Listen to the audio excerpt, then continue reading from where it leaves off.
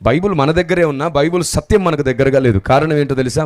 మనం చెప్పే మాటలే విన్నాం కానీ పరిశీలించే పని పెట్టుకోలేదు. పౌలు చెబితేనే అతడు చెప్పిన వాళ్ళ ఉన్నవో లేవో అని పరిశీలిస్తే మేము ఏ పాటి మనుషులు? మీరు ఎందుకు పరిశీలించడం నేర్చుకోవట్లేదు? ఎందుకు విని విడిచిపెడుతున్నారు? ఒక మాట అడగనా ఆదాము అవ్వల్ని దేవుడు సృష్టించినాక ఒక తోటలో పెట్టాడు. ఆ తోట పేరేంటి? కొంచెం గట్టిగా మీకు తెలుసా? అసలు బైబిల్లో అసలు ఆ మాట లేదు. ఆయన ఆ తోటకు ఏదేను అని పేరే పెట్టలేదు. మనం అలా పిలుస్తూ వచ్చాం.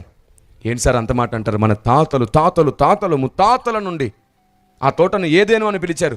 మీరేంటి సార్ మధ్యలో ఇలా చెప్తున్నారు? కొందరు ఆశ్చర్యపోయి ఇది తప్పు అనుకోవచ్చు.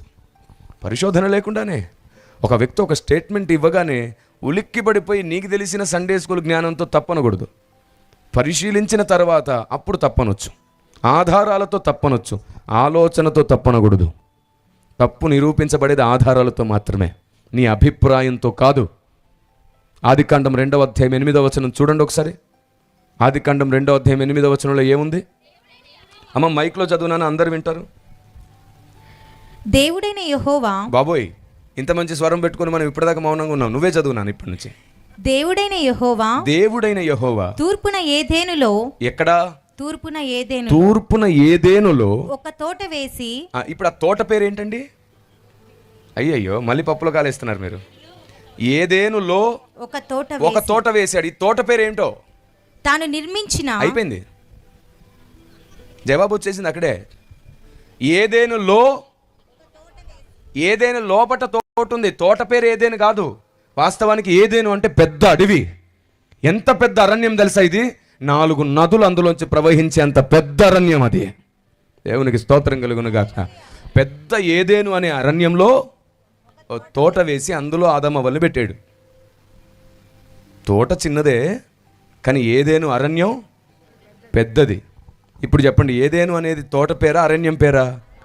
కానీ తర్వాత కాలంలో ప్రవక్తలు దాన్ని ఏదైనానే పిలిచారు, పెద్దలు ఏదైనానే పిలిచారు. బైబిల్లో మరికొన్ని చోట్ల ఏదేను తోట అనే ఉంటుంది, ఓకేనా? కానీ ప్రారంభంలో ఏముందో ఎలా ఉందో తెలుసుకొని ఇప్పుడు దాన్ని అలాగే పిలుద్దాం. ఎందుకంటే అలా పిలిస్తేనే మనకు అర్థమవుతుంది. లెక్క ప్రకారముగా ఏదేనులోని తోట అని పిలవాలి, కానీ అలా ప్రాస సెట్ అవ్వదు. ఏదేనులోని తోట అనడం సెట్ అవ్వక మన పెద్దలు పర్వాలేదు ఏదైనా తోట అందాం అని అన్నారు. ఇప్పుడు దాన్ని ఏదైనా తోట అనడం ఎవ్వరికి నష్టం కాదు. అది థియోలాజికల్ ఎర్రర్ కాదు, స్పిరిచువల్ ఎర్రర్ కూడా కాదు. కానీ లేఖనములో సున్నైనను అని చెప్పిన దేవుని మాటకు మాత్రం విరుద్ధమే. ఇప్పుడు చెప్పండి, 2000 సంవత్సరాలు గడిచిపోతుంది భూమి మీద. ఈ విషయం ఎందుకని తెలుసుకోలేకపోయాం మనం? అంటే ఏది వింటామో అది మాట్లాడుతూ వెళ్ళిపోతాం, కానీ దానికోసం పరిశీలన చేయం మనం.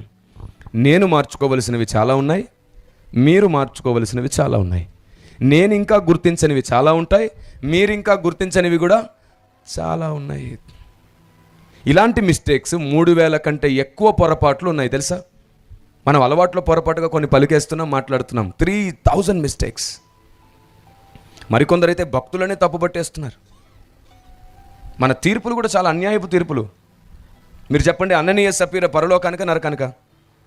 వేసేయండి రా, పంపించేసేయండి. మీకే తాళం చేతులు ఇచ్చాడు కదా, ఒక్కొక్కటి మీకు నచ్చకపోతే నరకంలో పడేసేయండి.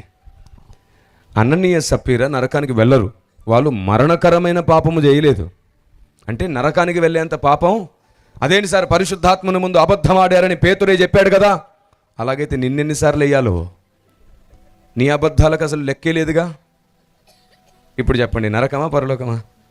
పెద్దలు గొప్పగా చెప్పినవన్నింటినీ అలాగే వెంబడించడం కాదు, పెద్దలను గొప్పగా గౌరవిస్తూనే వాళ్ళు చెప్పిన గొప్ప వాటిని కూడా అలాగున్నవో లేవోనని ఒకసారి చూసుకుందాం. పెద్దల్ని ఎప్పుడు ప్రేమిద్దాం, వాళ్ళ దీవెనే మనం ఈరోజు గొప్ప వాళ్ళంగా ఉన్నాం. అయితే ఆనాటి రోజుల్లో పరిశోధన కంటే ఎక్కువగా ప్రార్థన ఉండేది. ప్రార్థనా గది అనుభవం సంఘాన్ని కట్టడం, అభిషేకం పొందడం సంఘాన్ని కట్టడం, కన్నీళ్లు గార్చడం సంఘాన్ని కట్టడం, ప్రాణాలు ఇచ్చి సువార్త చేయడం సంఘాన్ని కట్టడం దగ్గర ఉన్నారు. కానీ లేఖన పరిశోధన అనేది తక్కువ ఉండేది, తక్కువ చోట్ల వినబడేది. అభిషక్తుల ద్వారా కట్టబడిన సంఘాలు గొప్పవి. ఆ గొప్ప సంఘాల్లో దేవుని గొప్ప స్వరం వినబడాలి పరిశోధన ద్వారా. అప్పుడు అందరము సాతాను చేత ఈడ్చబడకుండా వాడిని చెదగదొక్కగలుగుతాం. ఆమేన్.